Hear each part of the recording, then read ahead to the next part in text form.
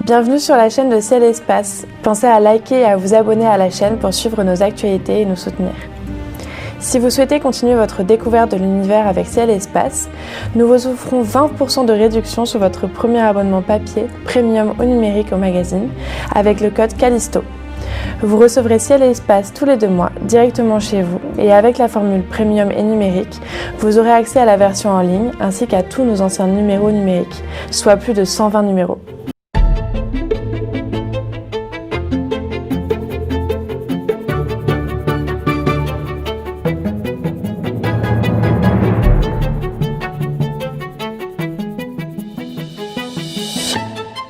Eh bien, bonjour à toutes et à tous et bienvenue pour cette nouvelle saison des grands entretiens de Ciel et Espace. Je rappelle que vous pouvez évidemment écouter les précédents enregistrements sur le site internet de l'AFA, dans l'onglet YouTube. Et il y a aujourd'hui maintenant beaucoup d'enregistrements que je vous conseille, si vous ne les connaissez pas ou vous les avez ratés, qui sont disponibles. Donc un grand entretien enregistré en public à la Cité internationale universitaire de Paris, en partenariat avec le Club des chercheurs de la Fondation Victor Lion, le ministère de l'Enseignement supérieur et de la Recherche et la ville de Paris.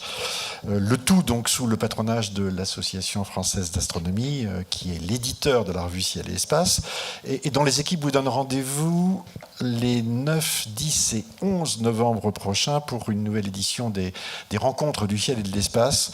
Donc un programme exceptionnel qui aura lieu à la Cité des Sciences avec une quantité impressionnante de conférences, de débats, de rencontres pour parler de l'actualité des sciences de l'univers et puis aussi de l'activité, enfin du loisir astronomique et des tas de choses pour les astronomes amateurs, curieux, avec un salon du matériel d'astronomie. Voilà. Mais ces 2 soleils dont nous allons parler aujourd'hui, et pas seulement pour tenter de retenir l'été qui vient de s'échapper sous nos latitudes, mais parce qu'il est aussi faiseur de spectacles. Il est objet de mythes et d'histoires, sujet de science et d'exploration spatiale aux frontières de l'extrême, là où les grandeurs astronomiques prennent tout leur sens, et notre petitesse, une grande leçon de modestie.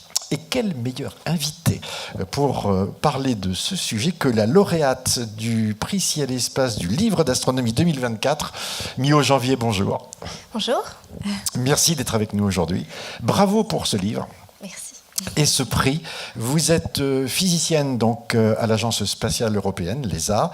Vous travaillez dans l'équipe scientifique du satellite Solar Orbiter qui a été lancé donc en février 2020, si mes souvenirs sont bons. C'est un programme ESA-NASA. Vous êtes spécialiste des tempêtes solaires et de leur influence sur les planètes environnantes. Et j'ai pris un très très grand plaisir à lire votre livre, superbement illustré. Et alors je voulais démarrer par ça parce que vous dites tout de suite en introduction, voilà, j'avais 7 ans, je vivais au Sénégal, et puis je suis allé dans le désert avec une copine.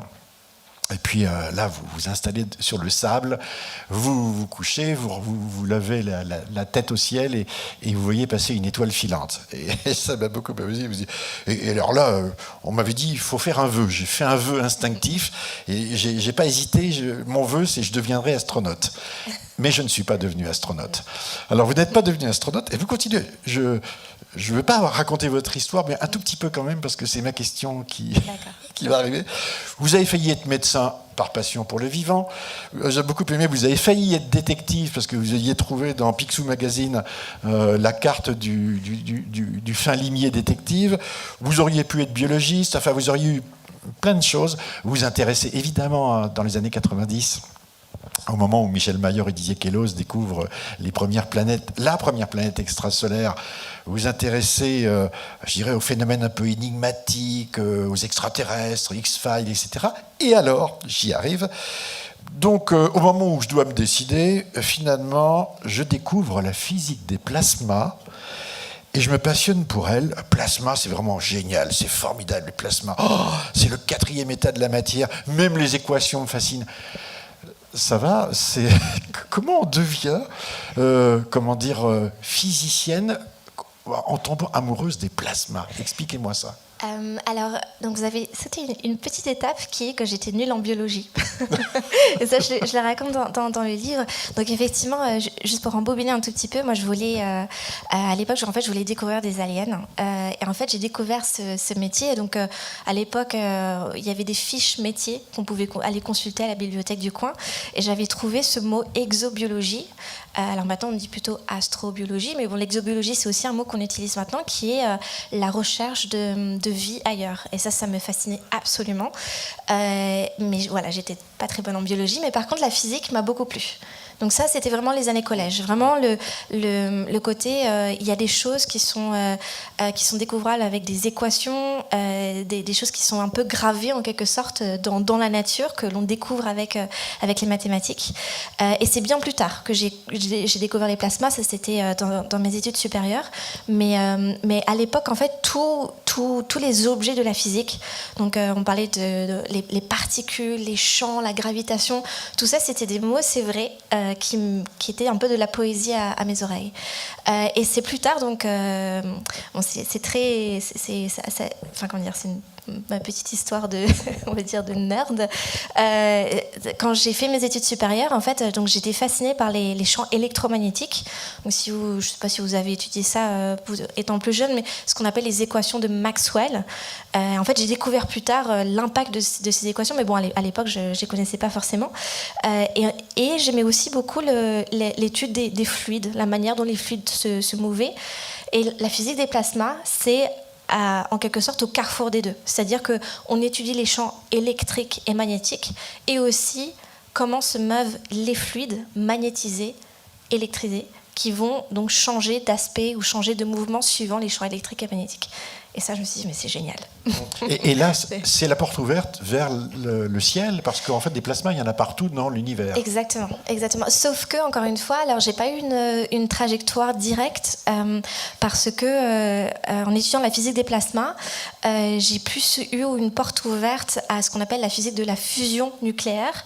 Donc, je ne sais pas si vous avez entendu parler de ce grand projet ITER, qui est construit en ce moment même à Cadarache, donc en Provence, et qui en fait essayait de faire comme si on avait le cœur des étoiles sur Terre pour pouvoir générer de l'énergie. Donc je suis partie dans cette branche tout en ayant un espoir de faire de l'astronomie à un moment donné. Et c'est à la fin de ma thèse où je me suis dit, bon, là ça suffit, soit je le fais, soit je ne le fais pas. Et je suis partie dans l'astrophysique. Alors, voilà. Et comment vous avez rencontré le Soleil, si je puis dire ? Alors c'est... Et j'en parle aussi à mes collègues, parce que en fait, quand on parle d'astronomie, d'astrophysique, même au lycée, lors des études supérieures, en fait, on parle très peu du Soleil. Le Soleil, c'est un peu l'étoile qu'on oublie. On parle du ciel étoilé, donc vraiment la nuit, pas notre étoile de jour. Et c'est vraiment à la fin de ma thèse où je me suis vraiment intéressée dans ces plasmas à ce phénomène qui est une libération extraordinaire d'énergie. Ça, c'est un frein, notamment, à la possibilité de faire de l'énergie sur Terre, de l'énergie de la fusion nucléaire. Mais en fait, j'ai découvert ce mot qui était les éruptions solaires. Et au même moment, à la fin de ma thèse, c'est là où on a lancé le satellite Solar Dynamics Observatory, qui nous a envoyé des images absolument fabuleuse de notre Soleil, et j'en suis vraiment tombée amoureuse. Je me suis dit, si c'est ça, la résolution qu'on a d'une étoile, il faut que je travaille dessus. Et vous aviez l'impression de faire de l'astronomie, parce que vous le pointez en fait, quand on parle d'astronomie, on parle de la Lune, des planètes, des étoiles, des nébuleuses, des galaxies, mais comment dire, le Soleil est quand même à part. C'est presque un astre qui échappe je dirais, à la dénomination astronomie. Il est la seule étoile qu'on ne peut pas voir la nuit, en fait. Oui, sauf que pour moi, ce que j'aime beaucoup dans le Soleil, c'est vraiment le fait que cet objet est à la jonction de plusieurs choses. Elle est à la jonction de la physique vraiment fondamentale. Donc on peut parler de physique des particules, la physique des plasmas. En fait, on a des échelles que l'on résout très bien en fait, avec nos instruments, des échelles très petites, des échelles très grandes. On peut voir des rayons X, on peut voir des ondes, des micro-ondes. En fait, on voit tout le spectre lumineux. Et en même temps, c'est un laboratoire pour comprendre ce qui se passe autour de la Terre, parce que quand on parle de plasma, on peut aussi parler des plasmas spatiaux, et notamment ceux autour de la Terre. Ça nous permet aussi de comprendre les relations entre une étoile et ses planètes, et en fait de pouvoir extrapoler aux relations entre les étoiles et les exoplanètes, donc au-delà du système solaire. Et donc pour moi, en fait, c'est un peu un agglomérat de savoir que l'on a quand on étudie le Soleil. En fait, ça nous permet de toucher un peu à tout. Vous reparlez du plasma, je ne suis pas obsédé par ça, mais vous auriez une définition qui nous permette de bien saisir le mot lui-même, puisque vous l'expliquez d'ailleurs dans votre livre. En fait, sur Terre, on a liquide, solide, gazeux, en gros, mais plasma, pas beaucoup. Alors pas beaucoup effectivement. En fait, il faut s'imaginer. Donc, si on part d'un cube d'eau glacée, si on le fait chauffer, il va se transformer en liquide. Si on le fait chauffer, il va s'évaporer. Et en fait, si on fait chauffer ce gaz encore plus, qu'est-ce qui va se passer ? En fait, les composantes de tous des atomes d'eau, qui vont composer l'onde, donc l'oxygène et l'hydrogène, en fait, vont se casser. Si je peux utiliser cette image, en fait, on va avoir des particules plus petites, ce qu'on appelle les électrons et les ions. Et donc, en fait, ce qu'est un plasma, c'est un gaz ionisé où les électrons et les ions se baladent en quelque sorte librement. Et la raison pour laquelle on appelle ça un plasma, c'est un peu comme le mot vient vraiment de ça. Alors, je ne me rappelle plus qui l'a dénommé, mais le mot lui-même, en fait, est venu parce que cela faisait penser au plasma du sang. On a les globules rouges, les globules blancs. Là, de la même manière, en fait, on a un gaz où on a des électrons et des ions qui se meuvent dans cette matière. Alors, on va parler de ce Soleil et d'actualité toujours, parce que il y a votre actualité du livre, mais il y a aussi l'actualité du Soleil qui a tapé à la porte encore très récemment. C'était lundi 7 octobre, très forte éruption solaire observée, alerte déclenchée par l'Observatoire de la dynamique solaire de la NASA, une éruption classée X2.1. Alors X, c'est, d'après ce que j'ai cru comprendre, c'est les plus intenses. Oui. Et puis ensuite, dans l'intensité, ça va de 2 à 10, je crois, c'est ça. Et donc, alerte pour prévenir tous ceux qui pourraient être impactés. Et dans la foulée, on a photographié des aurores polaires absolument magnifiques entre les nuages, un peu partout, à des latitudes pour le moins surprenantes. Est-ce qu'on vit un moment exceptionnel ? Alors, je dirais oui et non. Non, dans le sens où l'activité que l'on a à l'heure actuelle, elle n'est pas exceptionnelle, dans le sens où le Soleil en fait a un cycle d'environ 11 à 13 ans. Et en fait, à chaque fois qu'on atteint le pic de ce cycle, c'est quoi ? C'est le pic d'activité du Soleil.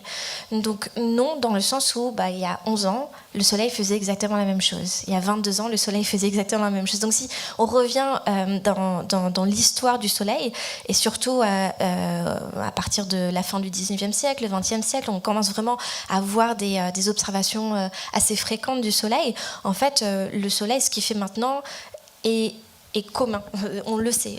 Par contre, ce qui, je trouve, est exceptionnel, c'est qu'on a maintenant un réseau d'informations, donc avec les réseaux sociaux, avec l'accès à Internet, où en fait on sait où sont les aurores, les personnes postent sur leurs réseaux sociaux les images d'aurores, etc. Et ça, je trouve que c'est fabuleux et on n'a jamais eu ça. On a les alertes, en fait. Si on les voit, c'est parce qu'on est alerté, c'est ça que vous dites ? On est alerté, mais aussi, en fait, moi, je peux voir, là, récemment, j'ai essayé de voir si je pouvais voir des aurores boréales. Alors moi je suis à Londres en ce moment. Malheureusement, il pleuvait toute la nuit, mais ça m'a permis de voir toutes les aurores qui ont été vues aux États-Unis, par exemple. Et je me dis, c'est chouette. Il y a des gens, je sais pas, dans le Wisconsin, ils ont publié des photos superbes, à d'autres endroits. Enfin, c'est ce lien, je trouve, que l'on a avec plein de personnes autour du monde qui voient ce phénomène-là. Et en plus, au fur et à mesure que la nuit se décale, si l'activité se maintient au cours de la nuit, en fait, on voit toutes les personnes. Alors moi, j'ai suivi beaucoup celles de mai. Je ne sais pas si vous les avez vues, parce que par contre, on a eu beaucoup de chance en France. Il a fait beau. Et en fait, moi, j'ai observé sur les réseaux sociaux des gens qui postaient en Tasmanie, donc dans le sud de l'Australie. Ensuite, des personnes en Inde même, donc c'est vraiment descendu à des latitudes assez basses. Puis c'est parti en Europe, donc j'avais même des collègues en Autriche qui ont commencé à publier leurs photos. Ensuite, des collègues en France. Et en fait, ça s'est décalé au fur et à mesure. Donc j'ai pratiquement pas dormi sur plus de 24 heures parce que je suivais en fait en permanence les horaires étaient là. C'est juste qu'on peut pas les voir pendant le jour, mais le fait que on a la nuit, on les voit. Vous le faites par curiosité ou parce que c'est beau ou parce que scientifiquement ça vous apporte quelque chose? Alors moi, le fait de voir les aurores, c'est plus par curiosité, et par émerveillement. Et encore une fois, pour moi, il y a beaucoup de poésie dans tout ça. Quand on parlait des étoiles filantes, le soleil étoilé, c'est quelque chose qui me parle beaucoup. Et pour moi, il y a quelque chose aussi quand on voit les aurores boréales et le fait de me dire que d'autres personnes, là, les observent. Quelque part, je pousse un cri intérieur de victoire où je me dis « Ah, c'est chouette, les gens savent qu'on parle du soleil, là. » Donc, c'est forcément les conséquences de l'activité du soleil, mais je me dis, les gens doivent se dire, mais c'est le soleil qui fait ça. Et ça me plaît. Oui, parce que pour vous, clairement, c'est en lien avec l'activité solaire. C'est-à-dire qu'on a intégré aujourd'hui le fait que de voir des aurores dans le ciel signifiait qu'il se passait quelque chose du côté du soleil. Alors, je ne sais pas si on l'a intégré de manière globale, mais je pense qu'on en parle plus, en tout cas. Je pense que... alors, si on parle à quelqu'un, les aurores boréales, c'est le soleil qui le fait. Je ne pense pas que tout le monde le sache, mais en tout cas, le début de la conversation est là. On parle au moins des aurores. On parle qu'est-ce que c'est les aurores, les couleurs dans le ciel. Et ça, c'est déjà un petit chemin vers mon sujet d'étude. Alors, votre sujet d'étude, c'est le soleil. Le cycle solaire, 25e cycle solaire recensé en tout cas. Ça ne veut pas dire qu'il n'y en a pas eu avant, mais pour rester sur le mécanisme lui-même, est-ce qu'on comprend aujourd'hui l'origine du cycle et pourquoi tous les 11 ans en moyenne, sauf à une certaine période, le soleil a des crises, a des boutons et devient plus actif? Alors, on comprend dans le sens où on a la capacité de voir et de mesurer plein de phénomènes qui se passent à la fois dans l'atmosphère du Soleil et à sa surface. Alors, donc, à l'intérieur du Soleil, c'est opaque. En fait, on ne peut pas voir à l'intérieur. Donc, ce que l'on va voir, c'est notamment l'émergence de ce champ magnétique qui est omniprésent. Je pense qu'on va revenir un peu plus dans les détails de celui-ci. Mais comme votre aimant que vous avez sur votre frigo, qui a un champ magnétique, le Soleil a aussi un champ magnétique, mais un champ magnétique qui est énorme. Et donc, il se traduit à sa surface avec l'apparition, vous avez parlé de petits boutons ou de taches de rousseur, que ce qu'on appelle les taches solaires. Et on comprend en fait que ce champ magnétique, il vient de son intérieur. Et même si on ne peut pas voir l'intérieur, on peut sonder son intérieur par des observations que l'on appelle d'héliosismologie. Donc l'héliosismologie, c'est comme la sismologie terrestre. On va voir en fait des ondes. Alors, on ne peut pas poser des choses sur le Soleil, déjà c'est du plasma, mais ce que l'on va voir, c'est qu'on va voir notre étoile vibrer. Et cette vibration, en fait, elle est directement liée à la propagation d'ondes à l'intérieur de notre étoile. Et donc, on sait qu'il y a ce champ magnétique, que ce champ magnétique se structure à l'intérieur du Soleil, et au fur et à mesure du cycle, se complexifie, va se torsader, va créer des zones où ce champ magnétique s'intensifie, va vouloir libérer son énergie, et donc c'est ce qui va faire son activité très intense. Par contre, pourquoi 11 ans? Qu'est-ce qui s'est passé avant? Est-ce que ça a toujours été le cas? A priori non. Qu'est-ce que ça va devenir dans le futur? Ça, ce sont encore des choses... Ça reste un mystère. Ça reste un mystère, ça reste encore de l'ordre de la recherche actuelle. On a noté, je ne sais plus, ça s'appelle le cycle de Maunder, je crois. C'est ça, entre 1645 et 1715, un très fort déficit de taches solaires, observé en tout cas, qui correspond à ce qu'on appelle le petit âge glaciaire, mais dans l'hémisphère nord, pas sur le reste de la planète. Et ce qui est drôle, c'est que ça correspondait au moment où régnait en France le roi Soleil. C'est quand même assez drôle. Je ne sais pas s'il y a un rapport entre le roi Soleil et son étoile, mais plus sérieusement, avant d'aborder le mode de fonctionnement du Soleil, il y a une chose sur laquelle j'aimerais bien vous entendre, c'est les grandeurs astronomiques. Parce que quand on découvre le Soleil, on découvre une étoile de près. On est à côté de cette étoile. Et tout de suite, les chiffres sont stupéfiants. On parle de chiffres astronomiques dès que c'est grand. On est à 150 millions de kilomètres du Soleil. 150 millions, c'est difficile à imaginer. De toute façon, dès que ça dépasse le montant de nos salaires, déjà, c'est compliqué. Mais bon, la distance Terre-Lune, c'est 400 000. Bon, on voit bien que si on s'approche, il va faire très, très, très chaud. Le diamètre solaire, ça doit être plus d'une centaine de fois, je crois, celui de la Terre. Plus de 300 000 fois la masse de la Terre. Pour se donner un ordre d'idée, le Soleil, c'est 99% de la masse de notre système solaire. Donc déjà, c'est énorme. Et pour finir, parce que c'est un autre chiffre qui m'a toujours beaucoup impressionné, c'est il brûle en continu 620 millions de tonnes d'hydrogène, 620 millions de tonnes d'hydrogène par seconde, qu'il transforme en 615 millions de tonnes d'hélium. Ces grands chiffres, est-ce que c'est quelque chose qu'on apprivoise à un moment donné, ou finalement on s'y habitue, puis voilà, c'est un objet d'étude, il est gros, il est gros mon soleil. C'est une très bonne question. je pense que, alors je sais pas, je pense qu'on a, ce serait, je pense, une discussion à avoir avec certains et certaines de mes collègues, parce que je pense qu'on n'a pas forcément la même sensibilité par rapport aux chiffres, par rapport aux grandeurs, parce que effectivement, quand on parle à 150 millions de kilomètres, on a beaucoup de mal à se le représenter. Et pourtant, j'ai des collègues qui parlent de parsecs, qui regardent l'univers lointain. Et donc, pour eux, c'est rien. Donc, quelque part, j'ai l'impression qu'à partir du moment où ça dépasse en fait notre quotidien, ça devient des chiffres qui ont une signification. Enfin, pour moi, je le vois, le chiffre lui-même, enfin, le nombre mathématique, mais ça ne veut pas dire que moi, je le ressens.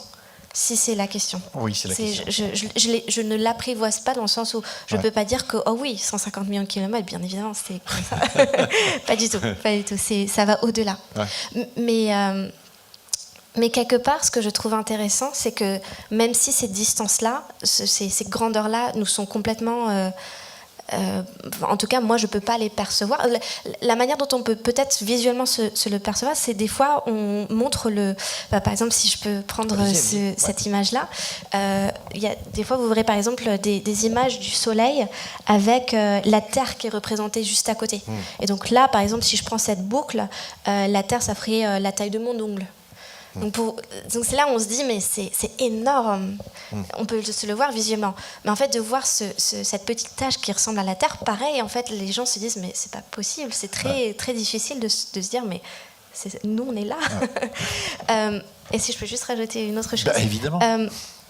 Par contre, moi, quelque chose je pense qui m'intéresse beaucoup, on avait parlé tout à l'heure, juste avant de commencer l'entretien, de l'exploration spatiale. Moi, ce qui m'intéresse beaucoup dans ce que je fais, dans le quotidien, avec ce qu'on fait avec la mission Solar Orbiter, mais aussi dans mes recherches, c'est l'utilisation de données de plusieurs sondes que l'on a envoyées un peu partout dans le système solaire. Et par contre, ce que j'aime bien, c'est de me dire qu'on a envoyé des petits robots qui sont vraiment infimes par rapport à la grandeur du système solaire, mais tous ces robots-là, en fait, vont piocher à un endroit donné, vont aller capter, par exemple, la température autour de ces sondes-là.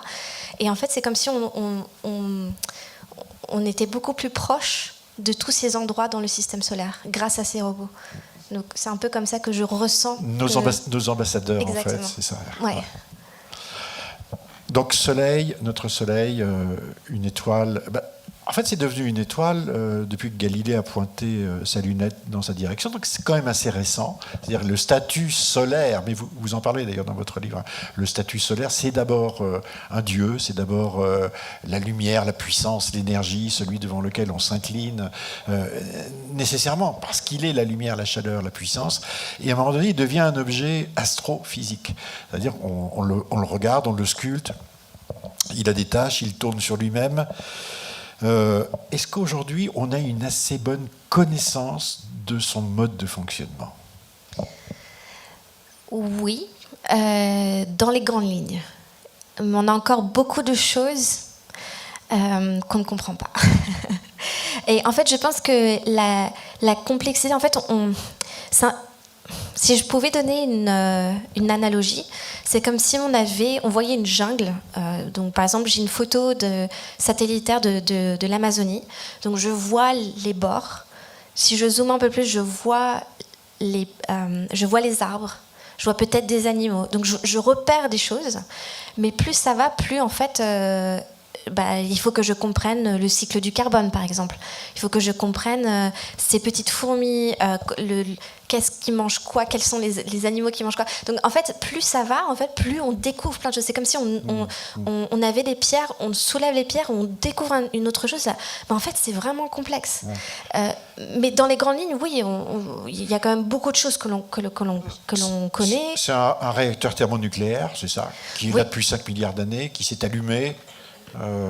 Et puis qui brûle en fait de l'hydrogène et le convertit en hélium. On peut dire que c'est ça, voilà. dans le schéma global, quoi. Voilà, donc on sait relativement bien aussi la structure interne du Soleil, grâce à des modèles, encore une fois, mais on sait que donc il y a ce cœur nucléaire, on sait qu'il y a cette zone radiative où l'énergie est transportée par radiation, on sait qu'on a une autre couche qui est la zone convective, où là par contre il va y avoir des mouvements de convection, un peu comme quand vous faites bouillir de l'eau dans votre casserole.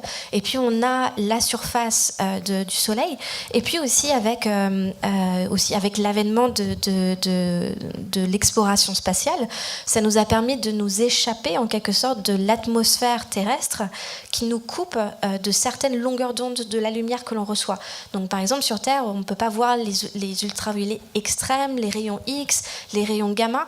Et en fait, c'est à partir du moment où on est sorti de l'atmosphère terrestre qu'on a commencé à photographier le Soleil dans toutes ces longueurs d'onde que l'on ne connaissait pas. Et c'est là où je dis, en fait, on soulève une pierre, on découvre quelque chose, que là, on voit vraiment ça, là, ce que je montre dans cette photo, une zoologie particulière de l'atmosphère du Soleil. On a des boucles, on a des éruptions, on a ce qu'on appelle des plages, on peut en parler, des taches solaires, on a plein d'objets, en fait, que l'on ne pouvait pas voir auparavant. Il y a un de vos collègues qui dit « Le Soleil est comme une bouilloire géante, du plasma chaud des profondeurs remonte en permanence en surface avant de redescendre comme de l'eau qui bout. Vous adhérez à cette image? Oui, alors ça, on parle vraiment de la zone de convection. C'est la zone de convection, c'est-à-dire à l'intérieur du Soleil. À l'intérieur du Soleil. C'est la troisième couche, donc on parle du cœur, zone radiative, la zone convective.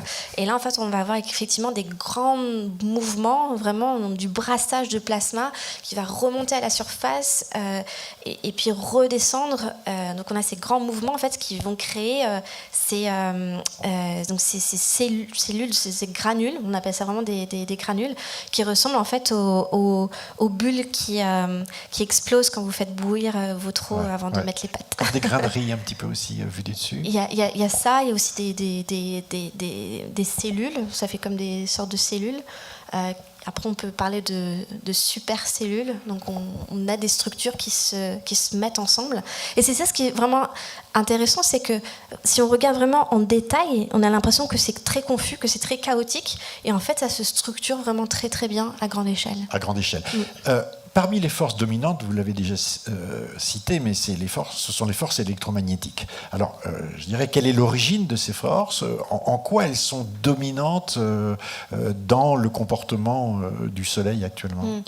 Alors, le fait que ce soit un plasma, justement, que ce soit un gaz ionisé, en fait, ce qui se passe, c'est que comme on a des objets qui tournent, donc en physique, on appelle ça la conservation du moment cinétique, mais les objets tournent, donc la Terre tourne, Vénus tourne, le Soleil tourne, sauf qu'en fait, on n'a pas de rotation rigide, on a une rotation de ce plasma, de ce gaz ionisé, et en fait, c'est un effet qu'on connaît assez bien sur Terre, qu'on appelle un effet dynamo, qui est que quand on a des charges qui tournent sur elles-mêmes, elles génèrent un champ magnétique. Donc, très brièvement, en fait, c'est ce qui se passe à l'intérieur du Soleil. On a des mouvements de convection du plasma et de rotation, et ça va générer ce champ magnétique à très grande échelle. Et ce champ magnétique s'inverse régulièrement à chaque cycle? Oui, exactement. Ouais. Il y a une bascule. Il y a une bascule. C'est pas une bascule soudaine. C'est-à-dire qu'en fait, ce qui se passe, c'est que le champ magnétique est très bien défini. Au début du cycle, on a un beau pôle nord, un beau pôle sud. Et au fur et à mesure du cycle, en fait, le pôle nord va venir manger un peu du pôle sud et le pôle sud va venir manger un peu du pôle nord. Et paf, ça va s'inverser. Donc, c'est pas juste pôle nord, pôle sud et à un moment donné, ça se retourne. Et en fait, au fur et à mesure le fait qu'il y a un pôle qui va venir manger l'autre et inversement, en fait, c'est ça ce qui va venir complexifier aussi le champ magnétique que l'on va venir voir dans l'atmosphère du Soleil. C'est ce qui va créer ces zones d'activité, ces éruptions solaires. Et on a aussi des points chauds, en fait. Un peu comme sur Terre, on a des points chauds avec des volcans, des zones de séisme. Ben là, en fait, on a des points chauds qui changent de latitude au fur et à mesure du temps parce qu'on a ce renversement petit à petit du champ magnétique. Alors là, on arrive dans le maximum d'activité solaire. Je pense que c'est 2025 qui est prévu, mais c'est quand même une courbe. Hein. Ouais. C'est un haut. Alors je dirais même que c'est même plus compliqué parce que maintenant on se rend compte que c'est pas vraiment une courbe. En fait, c'est plutôt deux bosses. C'est deux bosses. Ouais. Et donc là, à voir si est-ce que c'était une bosse et là on repart, ou est-ce que en fait ça fait partie de la première bosse. On ne le saura qu'une fois qu'on sera vraiment dans la phase descendante. Alors en ce moment, les images sont extraordinaires et spectaculaires. On voit des éruptions extrêmement violentes. On a ces fameuses alertes. On voit des protubérances, donc des arches de matière qui s'échappent au-dessus du Soleil, qui retombent dans des formes tout à fait stupéfiantes. Il pleut sur le Soleil, vous l'écrivez. Bon, c'est beau, mais effectivement, on se dit aussi qu'il se passe quelque chose dans l'environnement du Soleil et nous appartenons à cet environnement. Et est-ce que nous sommes parfois en danger et comment ? Alors, oui, dans le sens où en fait le Soleil ne choisit pas, il n'y a pas une entité supérieure qui dit tu vas projeter du plasma dans cette direction. Et en fait, ce qui est assez intéressant, même pour faire un petit aparté, c'est que donc là récemment on a parlé ces derniers jours de la plus grosse éruption. Alors, je parle de mot éruption, mais c'est vraiment ce flash lumineux qu'on a vu au niveau du Soleil. Il y a eu un gros débat parmi certains de mes collègues et dont moi-même, parce qu'en fait, c'est pas la plus grosse. On en a vu une au mois de mai derrière le Soleil, et on a pu la voir justement parce qu'on avait notre sonde Solar Orbiter qui était derrière le Soleil. Ah oui. Mais donc c'est pour dire qu'en fait, on en rate aussi plein. Donc c'est pas que voilà. Ouais. Mais effectivement, quand on a ces éruptions, quand on a ces flashs, cette libération d'énergie et ces éruptions en fait peuvent vraiment envoyer dans l'espace des énormes nuages magnétisés et qui contiennent du plasma, ce que j'appelle des tempêtes solaires. Et bien, si effectivement la Terre est sur la trajectoire des particules et de ces grands nuages, il peut y avoir des conséquences sur la Terre, donc les aurores boréales et australes, mais maintenant aussi beaucoup sur nos technologies. C'est-à-dire ? Alors, il y a beaucoup de choses. On a toute une liste. Donc déjà, quand on a ces flashs lumineuses, ce qui se passe, c'est on a déjà une très forte radiation dans les ultraviolets, les rayons X. Ça va agir sur des couches de l'atmosphère terrestre, en particulier l'ionosphère, la thermosphère. Et ça peut impacter notamment la propagation des ondes radio. Et notamment les ondes radio qui sont utilisées alors ça peut être pour l'aviation, mais notamment pour comment on dit déjà, pour le secourisme, pour les populations en danger. Ouais. Et donc moi je suis actuellement ce qui se passe en ce moment même, parce que en 2017 il y a eu un ouragan, l'ouragan Irma, qui a fait énormément de dégâts dans la région Caraïbes, le golfe du Mexique. Et en fait, pendant quelques temps, à cause d'une éruption solaire, il y a eu beaucoup de ce qu'on appelle des blackouts radio. Ouais. Donc, en fait, des émissions radio qui n'ont pas pu être transmises, et donc des équipes d'urgence qui n'ont pas pu communiquer entre elles. Et là, je ne sais pas si vous avez suivi, mais il y a cet ouragan Milton là, qui arrive. Ça a l'air assez, c'est très intense. Et en même temps, il y a le Soleil qui fait des siennes. Oui. Donc, voilà, il peut y avoir des impacts sur ça. Ça peut cramer des satellites ou les alertes sont suffisantes pour que les opérateurs les mettent en veille ? Alors, ça peut pas cramer dans le sens où ça va pas les faire brûler complètement, non. Mais effectivement, ça peut avoir des impacts sur les composants électroniques des satellites. Alors, il y a des alertes effectivement qui sont mises. Donc, il y a des opérations qui peuvent être changées pour notamment avoir moins d'opérations électroniques, on va dire, pour sauvegarder certains endroits en quelque sorte du satellite. Mais par contre, ce qui peut se passer aussi, c'est que donc là, on parle vraiment des particules énergétiques, mais on a aussi ces tempêtes solaires qui, elles, vont arriver. Donc les particules, ça met que quelques minutes à arriver, quelques heures, suivant leur trajectoire. Généralement, c'est quelques dizaines de minutes. Mais après, on a ces tempêtes solaires qui mettent quelques heures, voire quelques jours à arriver. Et là, ça peut avoir des effets sur donc le géomagnétisme terrestre. Et on parlait des satellites, sur l'ionosphère, donc il va se densifier. Et les orbites des satellites, en fait, peuvent changer. Et c'est déjà arrivé arriver en fait qu'on ait perdu pendant un petit peu de temps l'orbite nominale de certains satellites. Le 1er septembre 1859, si mes souvenirs sont bons, un astronome amateur anglais qui s'appelle Carrington observe des taches sur le Soleil, un groupe de taches très important, et très peu de temps après, des aurores polaires apparaissent splendides partout, et les premiers, alors je crois que c'était des fils électriques, non, c'est des fils téléphoniques, je crois, télégraphes commencent à tomber en panne, etc. On l'a appelé l'événement Carrington, et on a découvert assez récemment ce qu'on appelle les événements Miyake, je crois, qui montrent que dans le passé, donc historique, c'est-à-dire finalement sur les derniers siècles ou millénaires, il y a eu des explosions sur le Soleil qui ont eu des conséquences extrêmement puissante sur la Terre. Est-ce que, je dirais, on est protégé aujourd'hui? Est-ce qu'on pourrait s'en prémunir vraiment si on découvrait ça? Alors, on ne peut rien faire dans le sens où une fois que le Soleil a son activité, on ne peut pas la changer. Donc et si on est sur la trajectoire, on est vraiment sur la trajectoire de ces... Même pas vous on peut... alors, on peut prédire les endroits où potentiellement ça va se passer. Donc j'ai parlé de points chauds tout à l'heure, c'est un peu comme sur Terre. On sait où sont les volcans, on sait où sont les tremblements de terre généralement. Donc de la même manière, quand on observe des régions actives qui sont vraiment complexes, assez grosses, on se dit il y a sans doute quelque chose qui va se passer, mais on ne sait pas forcément quand, ni comment, ni avec quelle énergie, etc. Donc des fois on a aussi des faux positifs dans le sens où il y a quelque chose qui s'est passé, mais ça n'a pas forcément envoyé quoi que ce soit sur Terre. Donc effectivement, après si on remonte dans l'histoire de la Terre, il y a des personnes qui... c'est très intéressant. Moi je trouve que justement, quand je disais tout à l'heure, ça l'a croisé de plein de domaines, l'étude du Soleil. Il y a des gens qui regardent aussi les ouvrages, par exemple des almanachs de dynasties chinoises, etc., pour voir s'il y avait des descriptions de dragons rouges dans le ciel qui pourraient s'apparenter à des aurores boréales ou australes, enfin boréales pour la Chine, mais qui pourraient être liées justement à un très fort géomagnétisme terrestre du fait de l'activité du Soleil. Et donc qu'est-ce qu'on peut faire nous? Alors il y a des alertes, il y a des choses aussi qui se passent au niveau gouvernemental, hein. Donc il y a des pays, les États-Unis, la NOAA qui est l'équivalent que sorte de Météo France, ou le Met Office au Royaume-Uni, ont vraiment une branche de la météorologie de l'espace. Il y a des alertes qui sont fournies par l'ESA aussi à des industries. Maintenant, ce que je dis toujours, c'est que moi, en tant que chercheuse du Soleil, je n'ai pas l'information. Moi, j'ai vraiment du mal à accéder à de l'information publique de comment les industriels utilisent les informations que nous, on leur donne.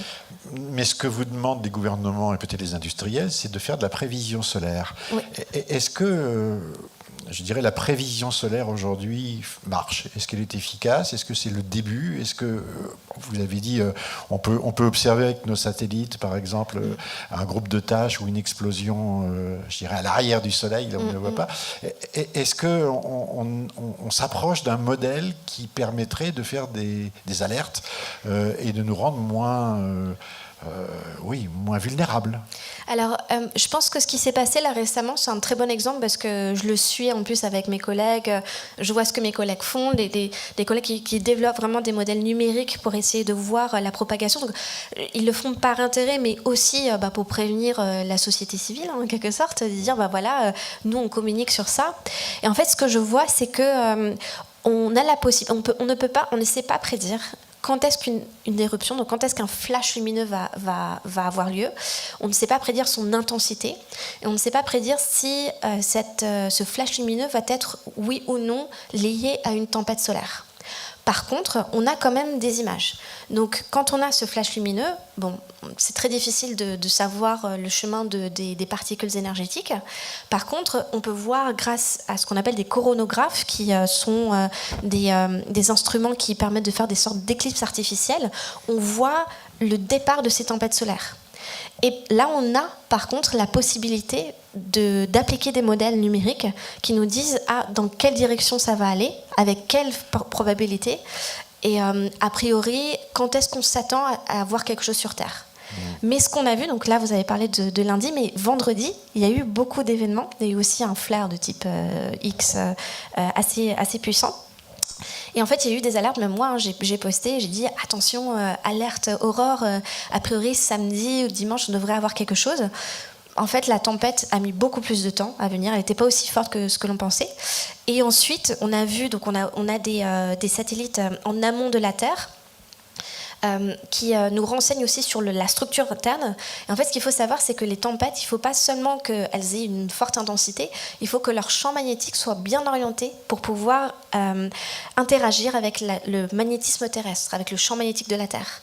Et si ce n'est pas bien orienté, en fait, on n'a pas grand-chose sur Terre. Et donc, il n'y a pas eu d'aurore. Donc, on a une assez bonne protection, en fait, qui est liée aussi à la façon dont le vent arrive, en quelque sorte. Alors, le vent, c'est tempête, mais en fait, on ne sait pas, on n'a pas la prédiction, à l'heure actuelle, de l'orientation de ce champ magnétique. Et de ce fait, on ne sait pas si on va vraiment avoir des effets sur Terre ou pas en termes de géomagnétisme. Alors, vous le savez, mi-janvier, dans peu de temps, les voyages vers la Lune vont reprendre. C'est le programme Artemis. On sait que dans les années 70, lorsqu'il y avait des missions Apollo, certains ont pu échapper à des éruptions solaires. On va vous demander d'être extrêmement...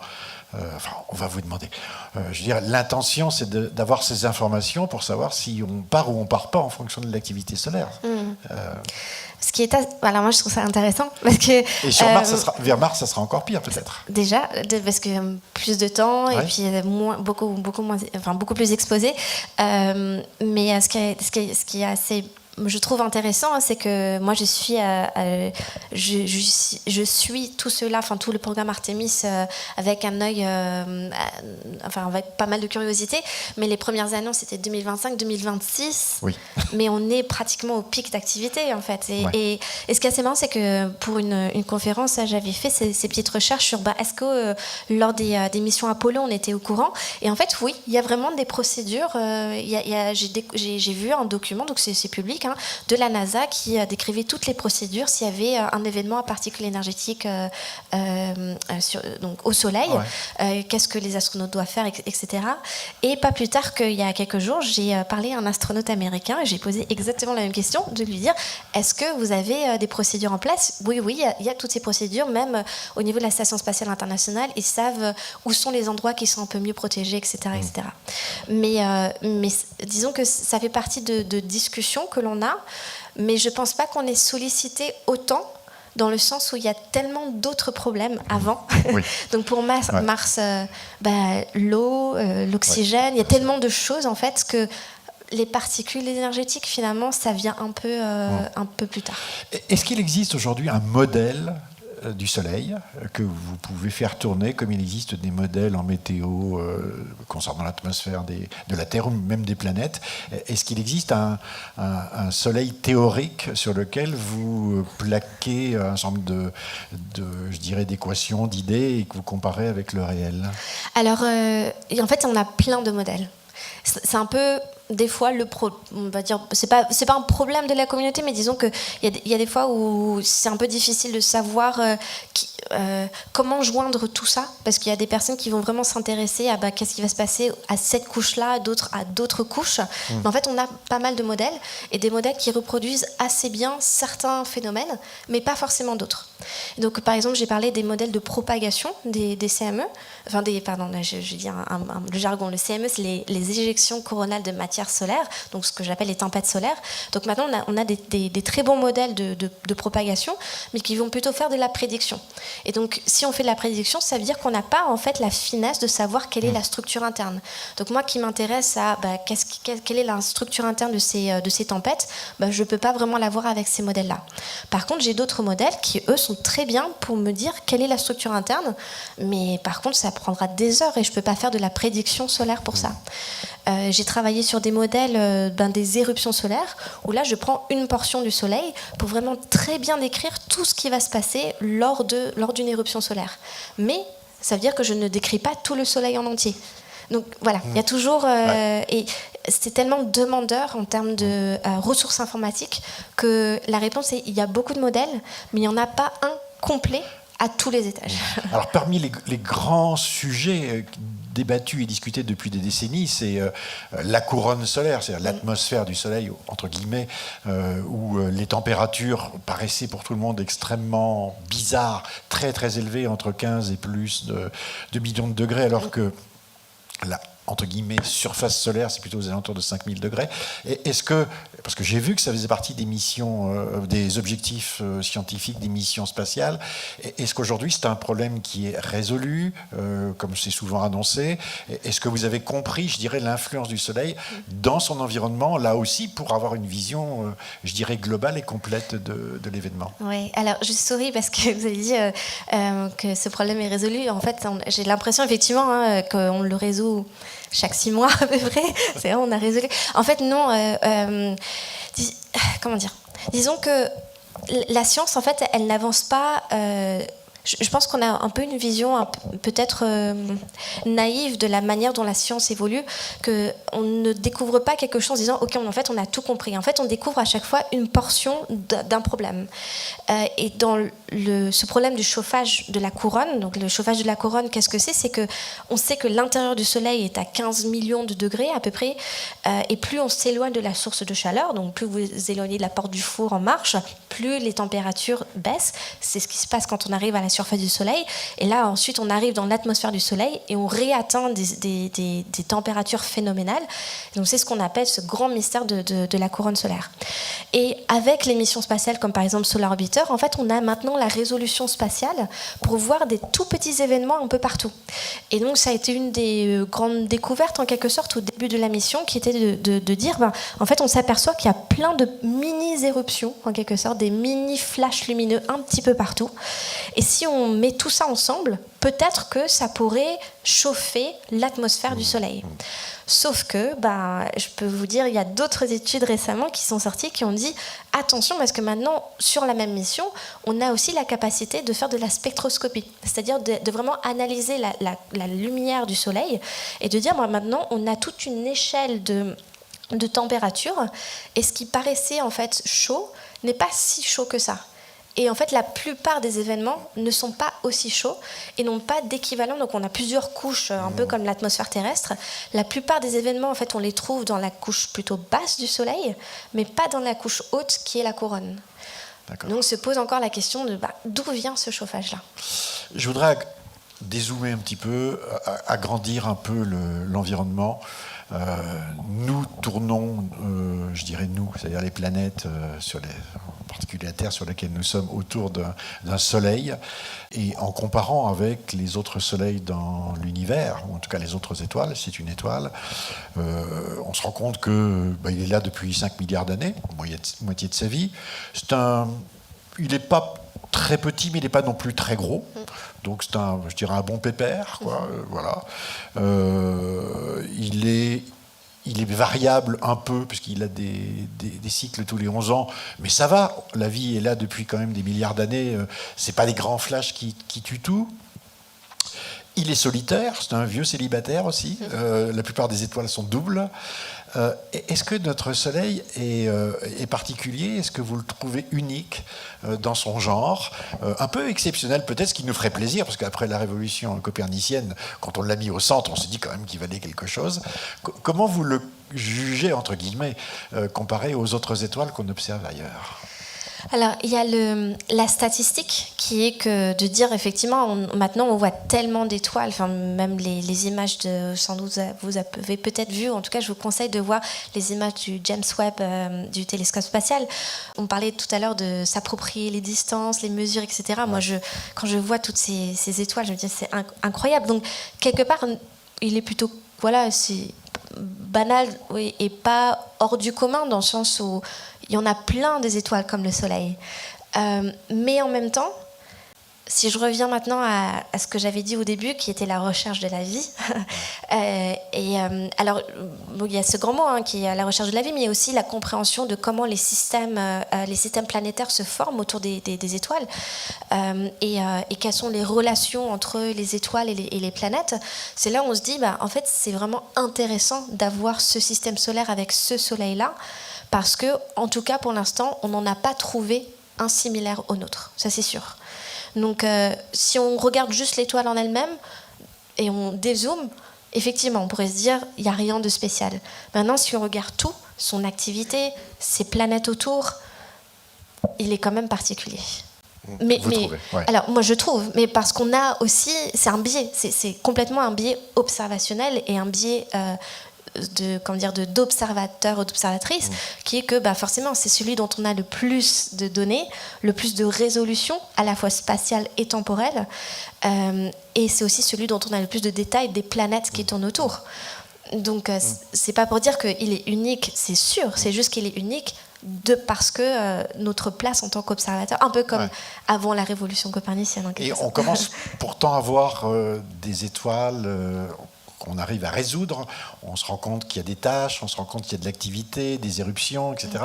Ça, pour l'instant, je dirais, ça n'est pas en comparaison avec le Soleil, parce que c'est quand même extrêmement loin, les données sont un peu parcellaires, mais ça nous pointe quand même le fait que notre étoile est, je dirais, plutôt sympathique pour nous, en tout cas. Oui, finalement oui, mais encore une fois je pense que c'est aussi un biais dans le sens où jusqu'à présent donc, on s'est beaucoup intéressé notamment avec des missions comme Kepler, si vous avez entendu parler, des planètes extrasolaires, enfin les exoplanètes, et notamment l'évolution ou la dynamique des étoiles dont ces planètes tournaient autour. Et en fait on s'est rendu compte que certaines d'entre elles avaient une activité très intense, mais aussi parce que quand on a peu de données, si on veut faire sortir le signal du bruit, on va forcément s'attacher aux éruptions qui sont les plus intenses. Donc on a forcément sélectionné les étoiles qui étaient beaucoup plus intenses en termes d'activité, mais ça ne veut pas forcément dire que les étoiles, de manière générale, sont plus intenses ou pas. Puis ça dépend aussi du type des étoiles que l'on observe. Alors, ces dernières années, il y a une armada de sondes qui est partie, vraiment de partout, et pas seulement, je dirais, sur le plan de l'orbite des planètes, mais aussi, vous l'avez dit, ça avait commencé avec Ulysse, sans doute le passage au pôle du Soleil, les sondes SO, les clusters, etc. On a l'impression qu'on zoome beaucoup et qu'on veut vraiment s'approcher, bien comprendre, avoir un modèle en 3 dimensions. Qu'est-ce qui compte le plus pour vous aujourd'hui ? Quelles seraient, je dirais, les données supplémentaires qui éclaireraient un peu vos recherches aujourd'hui à partir des satellites ? Alors, moi, l'un de mes rêves, donc je m'intéresse à ces tempêtes solaires, donc déjà leur genèse, comment elles naissent au Soleil, mais aussi une fois qu'elles partent dans le système solaire, on a des images proches du Soleil, donc on les voit assez lumineuses quand on cache le Soleil, mais en fait, plus elles s'éloignent du Soleil, plus elles sont ténues, elles sont moins denses, et donc en fait on les voit plus. À un moment donné, on ne les voit plus du tout, mais on voit leurs effets. On voit leurs effets avec nos sondes spatiales qui vont venir mesurer le champ magnétique, la densité de l'environnement autour de la sonde. Sauf que ces structures sont énormes, et on a un tout petit point dans l'espace. Donc c'est un peu comme si je fais l'analogie encore une fois aux tempêtes que l'on a sur Terre, c'est un peu comme si on avait une station météo de ces grands ouragans, je sais pas, par exemple au Mexique, et on essaye sans voir ce que c'est, on essaye d'imaginer la taille de l'ouragan, sa forme, comment est-ce qu'il va se déplacer, juste avec une petite station météo qui va mesurer la pression à un moment donné. Et ce que j'aimerais en fait, c'est avoir une sorte de toile d'araignée, une toile cosmique en quelque sorte. On aurait plein de petits satellites stationnés un peu partout qui viendraient en fait collecter des données un peu partout sur ces tempêtes spatiales. Et donner une image en 3 dimensions, en mouvement actif, sans cesse renouvelé. Donc là, tout à l'heure, j'avais parlé des modèles de propagation. Ça reste encore très peu contraint, en fait, parce qu'on n'a pas les données pour faire ça. Une autre chose aussi, c'est que donc on a parlé des sondes, notamment Solar Orbiter va pour la première fois photographier les pôles du Soleil. On n'a jamais fait ça jusqu'à présent, mais encore une fois, en fait, ce dont on se rend compte, c'est que il faut être au bon moment, au bon endroit, pour pouvoir avoir une image de quelque chose qui se passe. Et ça serait bien en fait d'avoir une constellation de sondes qui nous permettent en permanence d'avoir une vision stéréoscopique du Soleil. Je pense qu'on comprendrait beaucoup mieux les choses et leur évolution aussi, parce que quand la Solar Orbiter n'est pas derrière le Soleil, là elle est en train de revenir proche de la Terre, là pour l'instant on ne sait pas ce qui se passe derrière le Soleil. Alors, parmi les visions et je dirais les opportunités de découvrir le Soleil extraordinaires, je voudrais vraiment termine par cela, parce que ça allie un petit peu tout ce qu'on disait sur la beauté, sur la découverte de cet astre, qui est quand même le père absolu de toute la vie et de tous nos regards sur le ciel, sont les éclipses totales de soleil.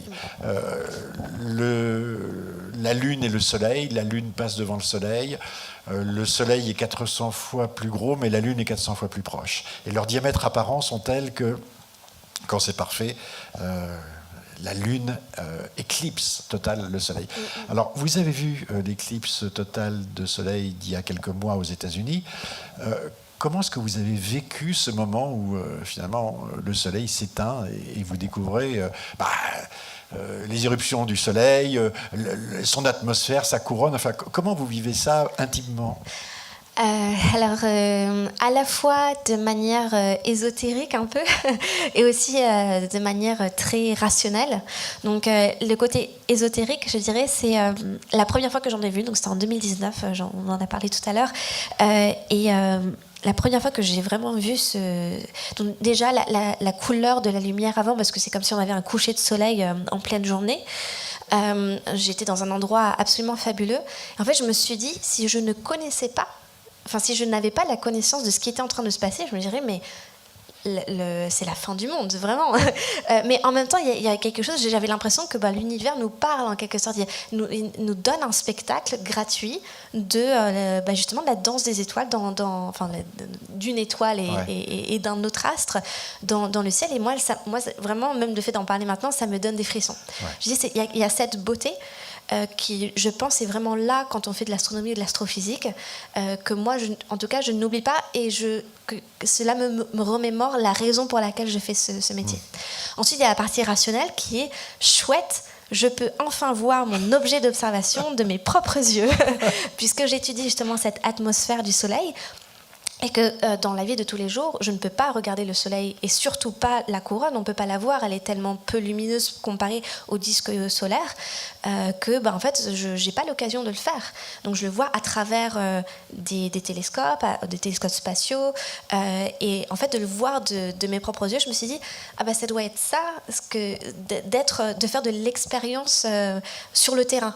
Parce que des fois, je suis un peu jalouse. J'ai un ami qui est biologiste marin. Lui, il va plonger un peu partout dans le monde, aller photographier ses poissons. Et je me dis, moi, je ne peux pas vraiment faire ça. mais de le faire à ce moment-là, je me suis dit, c'était chouette. Et donc, dans les deux cas, par contre, j'étais avec des collègues, on était en conférence. Et je pense que c'est ce moment-là unique que l'on partage toutes et tous ensemble. On se dit... c'est quand même chouette. Comme un moment de communion. Ouais. Et vous avez l'impression qu'à un moment donné, ça ne va pas se rallumer, quoi. Moi, j'ai trouvé ça trop court à chaque fois. Ouais. Je me suis jamais dit, ça va pas. Je me suis dit, j'aimerais bien que ça dure un peu plus longtemps. Surtout la deuxième fois. Je pense que c'est passé trop vite. Vraiment. Donc vous allez courir les éclipses maintenant pour aller les voir. Oui, je comprends vraiment cette fièvre des éclipses. Et ça, les coronographes ne remplacent pas ça, quoi. Cette émotion. Non, parce qu'elle est partagée. Parce qu'elle est globale. Elle est globale mais vraiment il y a cette excitation et aussi on savait qu'on était proche aussi du maximum et puis on a vu, alors je ne sais pas si vous en avez vu une, mais là celle du 8 avril on voyait aussi une belle protubérance qui apparaît un peu rose et on se dit mais il y a une protubérance en vrai et vraiment tout de suite après on est tous repartis, on a regardé les images du soleil le lendemain. En plus ce qui est chouette c'était qu'on était en pleine campagne d'observation avec notre mission Solar Orbiter. Et on était justement un colloque de Solar Orbiter et on venait de recevoir les données, donc on a passé 1 heure avec tous les collègues à regarder, regarde moi j'ai tel ou tel cliché. Il y a eu des coordinations qui ont été faites aussi avec des instruments à bord d'un avion qui a survolé tout le Texas. On a eu des grands télescopes donc à Hawaï, mais qui avaient une toute petite partie parce que c'était pas le bon moment pour eux, mais voilà, c'est un peu collectivement, on était tous derrière quelque chose. Et ça, j'ai trouvé ça vraiment chouette. Vous aviez fait un vœu à 7 ans de devenir astronaute. Vous n'avez jamais regretté que ce vœu ne soit pas exaucé? Non. Au contraire. Merci beaucoup, merci beaucoup d'avoir accepté notre invitation. Je rappelle le titre de votre livre, donc prix Ciel et Espace du livre d'astronomie, Les Secrets du Soleil, donc, qui est paru chez Alizio Sciences, et vous l'avez écrit avec la collaboration de Sophie Garcin. Merci beaucoup. Je voulais juste terminer par deux petites citations qui m'ont fait penser à vous. La première, c'est Michel-Ange, c'est pas mal, hein, qui dit « Le soleil est l'ombre de Dieu ». Et la seconde, c'est Victor Hugo qui disait « La vie est comme un arc-en-ciel, il faut de la pluie et du soleil pour en voir les couleurs ». Merci à vous de nous avoir suivis et à très bientôt. Merci.